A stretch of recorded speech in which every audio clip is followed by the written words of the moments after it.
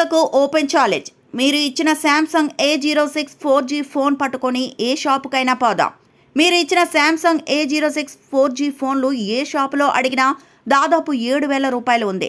మరి 11,650కి ఎందుకు కొన్నారు? పక్క రాష్ట్రాల్లో మీరు ఇచ్చిన ధరకే 5G ఫోన్లు ఇస్తుంటే మీరు 4G ఫోన్లు ఎందుకు ఇచ్చారు?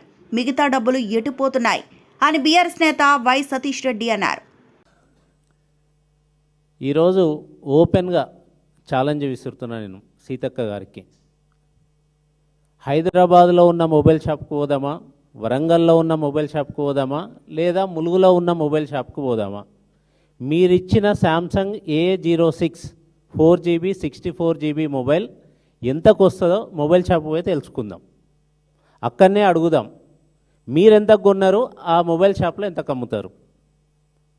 ఓపెన్గా మొబైల్ షాప్లో 7,000 నుంచి 8,000కు వచ్చే ఫోన్ని మీరు 11,650 రూపాయలు కొన్నామని మీరే చెప్పారు. అంత వ్యత్యాసం ఎందుకున్నది? ఆ డబ్బులు ఎటుపోతున్నాయి? ఒక పక్క 54 కోట్లతో టెండర్ వేసి 14,000 అని చెప్పుకుంటూ మీరు 11,650 అని చెప్తారు.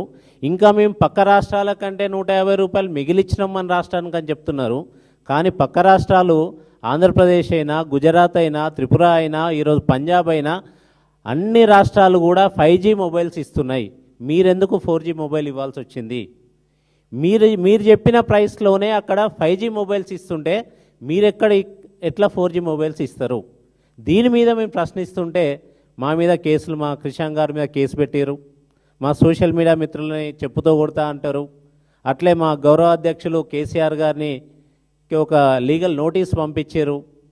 ఇట్లా లీగల్ నోటీసులు పంపాలి, కేసులు పెట్టాలి, చెప్పులతో కొట్టాలంటే ఎక్కడో తెలంగాణ 35 లక్షల ఎకరాల్లో వరిధాన్యం పండే తెలంగాణని 1 కోటి ఎకరాలలో వరిధాన్యం పండించే తెలంగాణగా తయారు చేసి దానికి ప్రధాన కారణమైన కాళేశ్వరం ఇప్పటికీ. మరిన్ని అప్డేట్స్ కోసం మా ఛానల్ని సబ్స్క్రైబ్ చేయండి.